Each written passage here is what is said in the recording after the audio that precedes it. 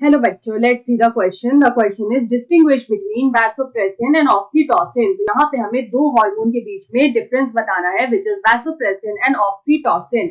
तो हम लोग यहाँ पे सबसे पहले देखेंगे इस क्वेश्चन का की कंसेप्ट. तो यहाँ पे हम लोग की कंसेप्ट में बात करेंगे अबाउट दीज हार्मोन्स. तो यहाँ पे जो न्यूरोहाइपोफाइसिस होता है, न्यूरोहाइपोफाइसिस जो है उसको हम लोग बोलते हैं पोस्टीरियर पिट्यूटरी. तो यहाँ पे जो न्यूरोहाइपोफाइसिस है और द पोस्टीरियर पिट्यूटरी ये स्टोर करता है और रिलीज करता है टू हॉर्मोन्स को.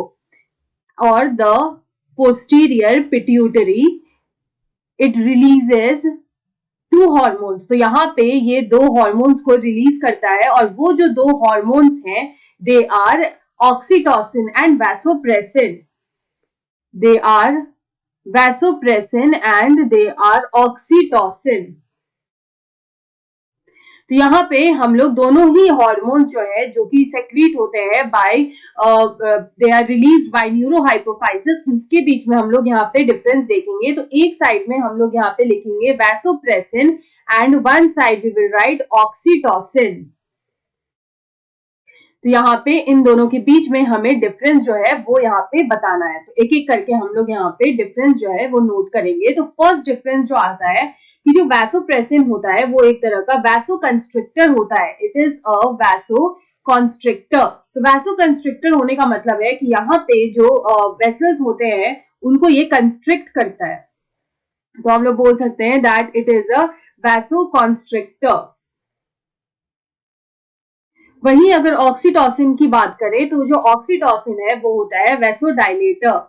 It is a vasodilator.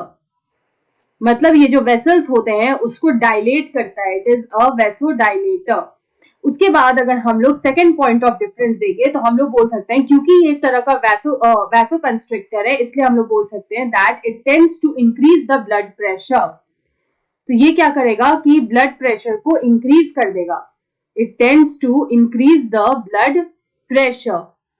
वहीं अगर हम लोग ऑक्सीटोसिन की बात करें क्योंकि ये एक तरह का वैसोडाइलेटर है तो it will tend to decrease the blood pressure. ये ब्लड प्रेशर को डिक्रीज करेगा बाय डायलेटिंग द वेसल्स. तो हम लोग बोल सकते हैं that it tends to decrease the blood pressure. उसके बाद अगर हम लोग यहाँ पे थर्ड पॉइंट ऑफ डिफरेंस को देखें तो हम लोग बोल सकते हैं कि जो हमारा वैसोप्रेसिन होता है it helps in the concentration of urine. It helps in concentration.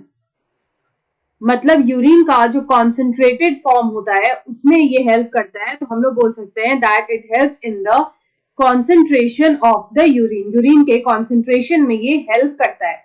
वहीं अगर हम लोग ऑक्सीटोसिन की बात करें तो यहाँ पे इसका कोई भी इस तरह का फंक्शन जो है या फिर एक्टिविटी नहीं देखने को मिलता है. तो यहाँ पे हम लोग बोल सकते हैं that no such activity is seen of oxytocin. उसके बाद अगर फोर्थ पॉइंट ऑफ डिफरेंस की बात करें तो हम लोग बोल सकते हैं कि वैसोप्रेसिन जो होता है it functions in both male and female. या फिर हम लोग बोल सकते हैं it functions in both the sexes.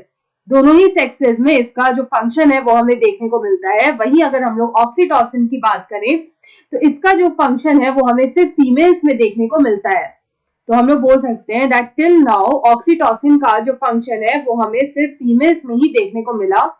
तो हम लोग बोल सकते हैं that function known only in females. Only in females. तो यहाँ पे हमें सिर्फ फीमेल्स में जो है वो इसका फंक्शन जो है देखने को मिला. अगर हम लोग टारगेट ऑर्गन्स की बात करें तो इसका जो टारगेट ऑर्गन होता है वो होता है किडनी.